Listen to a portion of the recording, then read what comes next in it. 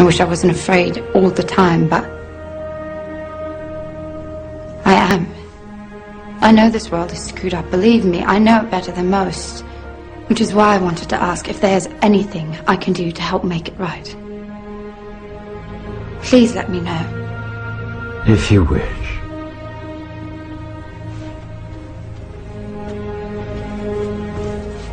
Be very anniversum fifus fisi. By the power of truth, I, while living, have conquered the universe. Personal motto? From Faust. That's about trying to cheat the devil, isn't it? It is. And speaking of the devil, I was wondering if your offer to help was still standing. Of course. It appears that unforeseen circumstances have accelerated my original plan. As a result, I'm in need of someone with some theatrical skill. I'll do my best. I believe you will. We are consciousness. All that is, has been, and ever will be. There is nothing to fear. Whatever happens, we are always that. Mind fears, because it's programmed to fear. When we're conscious, there's no fear in this. It's a shake of the head. Pathetic. Pathetic. Pathetic. And we need to do this. Compliance. We need to challenge that. Not with violence, not even with aggression. We just need not to fight it. We need to walk away, because without our acquiescence it cannot survive. You know, when you look at a pyramid, we've been manipulated to believe the power in a pyramid is at the top. It ain't. The top of the pyramid is there because the rest of the pyramid's holding it up. We're holding this whole thing together. There's a story I told many years ago of a British comedian called Larry Grayson, who died. I kind of knew him vaguely, and not closely, but vaguely. And I went to his memorial service in Covent Garden, and this other comedian did this tribute to his life, in which he read out this story that Larry Grayson had told him. When they were going around the variety halls and the theatres in the 60s, they had this all-male show. And Larry Grayson was the only woman in it because he was dressed up as a woman. And he said that the end of the show, the last scene, all the sailors, all the men came on dressed as sailors, and they were singing Rule Britannia. You know, Rule Britannia, Britannia rules the waves. Oh, I'm very pleased for you. Okay? And as it built up, Larry Grayson would come on dressed as Britannia with the helmet and the shield, and he would be manhandled up the side of this pyramid to the top for the big finish. And he said one night, he said things seemed to be going rather well. He said, and then I noticed that a sailor in the bottom left-hand corner had got rather a cough. And this cough got worse and worse and worse to the point where the sailor couldn't stay in the pyramid anymore and stepped out of it. Larry Grayson, symbolic of this elite at the peak of the pyramid, ended up in the second row. And the elite, the power center, had done nothing to bring about this. One sailor, the bottom of the pyramid, had got a cough. And the whole thing collapsed. And I listened to that and I thought, my God, yes, that's it. We, the powerless people, are holding the powerful people up there, and they know that. They're terrified of us realizing that. Do you remember that movie, animated movie, A Bug's Life? A Bug's Life with the grasshoppers? And what happened was, there was these ants, an ant island as they called it, and these grasshoppers used to come every year and take all the food, and the ants had to spend a whole year gathering the food together for the grasshoppers because they were terrified of the grasshoppers. There weren't many of these grasshoppers, and one day, they're in their winter quarters in a tree, these grasshoppers, and they've got all the food they need, and someone suggested among the rank and file grasshoppers that they didn't need to go to Ant Island this year because they had all the food they needed. And then out came the leader of the grasshoppers to tell them the facts of life, and the few are going to control the many. It's a wonderful speech. If you ever can see that movie, A Bug's Life, I do recommend it. And he said, basically, They outnumber us 100 to 1. And if ever they figure that out, there goes our way of life.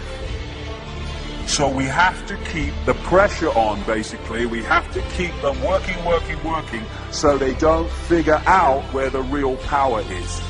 And that's why this network of manipulation works so hard to keep us in these states. Like I said earlier, what are people leaving foreclosed homes for? Foreclosed by banks that have caused the unemployment that lead to them having to leave their homes. Stay there, refuse to leave, make it difficult for them. Expose them for what they are. We make it so easy, the non-compliance. No longer will we just do it because we're told to do it. Is it just? Is it right? Okay, I'll do it. Is it unjust? Is it not right? I ain't doing it.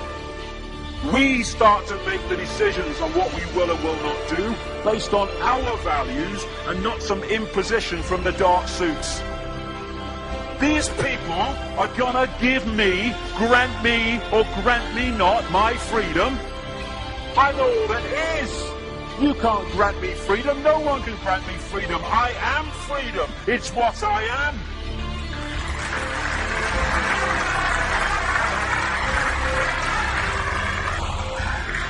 The big question, what would consciousness do? What would consciousness do in this situation? And when we ask that question, it really just changed the way we see the world. Not what would I do, mine, frightened. What would consciousness do? You know, this is a great line. If it's not right, don't do it. If it's not true, don't say it. And what would transform this world overnight is if we started doing what we knew to be right in the situations we face, instead of what we think is right for us in the moment. Not what are the consequences for me, or what's the best thing for me, how do I get the best deal out of this? What is right? What is just in this situation? If we started making decisions based on that, the world would transform overnight. These are very simple things. If we want a world of peace, then we need to be peaceful. We don't need to fight for it. We just need to be peaceful, and we'll bring that about. If we want a world of kindness, we need to be kind, and then it will naturally unfold. We don't fight for kindness. As Martin Luther King said, it's a wonderful saying, piece of oratory. Cowardice asks the question, is it safe? Expediency asks the question, is it politic? Vanity asks the question, is it popular? But consciousness asks the question, is it right? And there comes a time when one must take a position that is neither safe, nor politic, nor popular, but one must take it because it is right. And when enough of us do that, what is right will manifest by definition.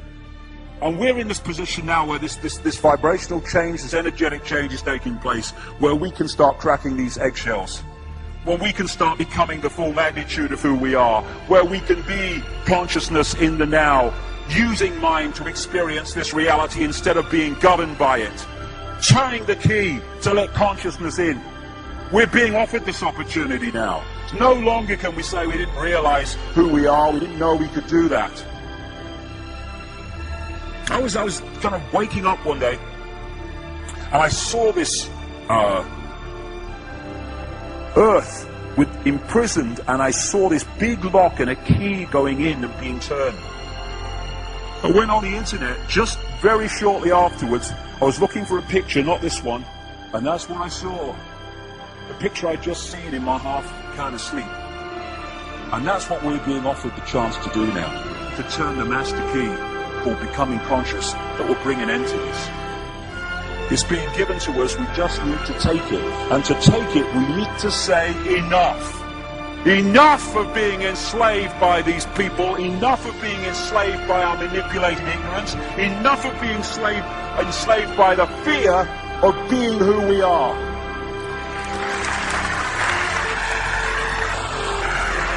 Enough! It is time to fly. It is time to fly. Thank you very much.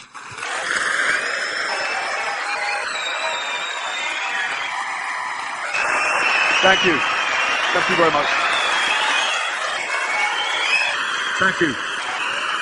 Thank you. Thank you.